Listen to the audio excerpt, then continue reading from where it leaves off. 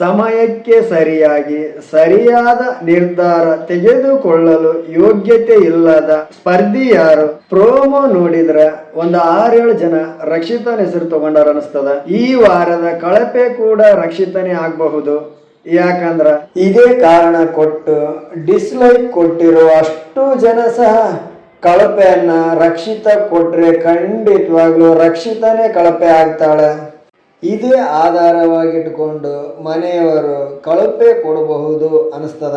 ಇನ್ನು big boss rules ಪ್ರಕಾರ ಹಗಲಲ್ಲೇ ಆಗಲಿ ಅಥವಾ ಟೈಮ್ ಇಲ್ಲದೆ ಟೈಮಲ್ಲಾಗಲಿ ಮಲ್ಕೊಳಂಗಿಲ್ಲ. ಈ ರಕ್ಷಿತ ಮಲ್ಕೋಬೇಕಂತೇಳಿ ಬಾತ್ರೂಮಲ್ಲೂ ಟಾಯ್ಲೆಟಲ್ಲೂ ನೆಕ್ಸ್ಟ್ ಗೇಮಿಗೆ ಬಟ್ಟೆ ಚೇಂಜ್ ಮಾಡ್ತೀನಿ ಅಂತೇಳಿ ಹೋಗಿ ನಿದ್ದೆ ಮಾಡ್ತದ ರಕ್ಷಿತ. ಅದು ಸಹ ಕಾರಣವಾಗಬಹುದು ಕಳಪೆಗೆ. ಇನ್ನು ಮನೆಯವರು ಹೇಳೋದು ರಕ್ಷಿತಗೆ ಯಾವುದೇ ಒಂದು ಸೂಕ್ತ ರೀಸನ್ ಬರಲ್ಲ, ಏನೋ ಒಂದು ಹೇಳ್ತದ. ನಿಜವಾಗ್ಲೂ ಅವ್ರು ಹೇಳಿದಂತೆ ಈ ವಾರ ಅದನ್ನೇ ಮಾಡ್ಯದ. ಗಿಲ್ಲಿಯನ್ನು ನಾಮಿನೇಟ್ ಮಾಡಿತು, ಏನೋ ಒಂದು ಹೇಳಿತು. ಕಾವ್ಯನ್ ನಾಮಿನೇಟ್ ಮಾಡಿತು, ಮತ್ತೊಂದೇನೋ ಹೇಳ್ತು.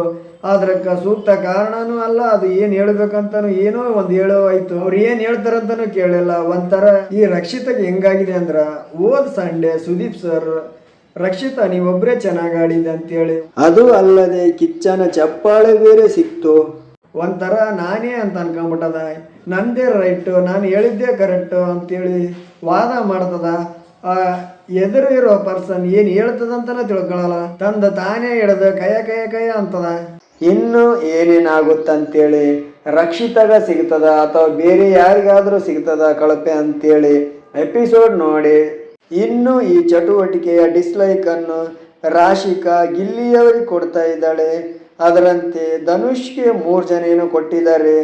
ಅಶ್ವಿನಿ ಅವರಿಗೆ ಗಿಲ್ಲಿ ಇನ್ನೊಬ್ರು ಯಾರೋ ಕೊಟ್ಟಿದ್ದಾರೆ. ಈ ಪ್ರೋಮೋದಲ್ಲಿ ನೋಡಿ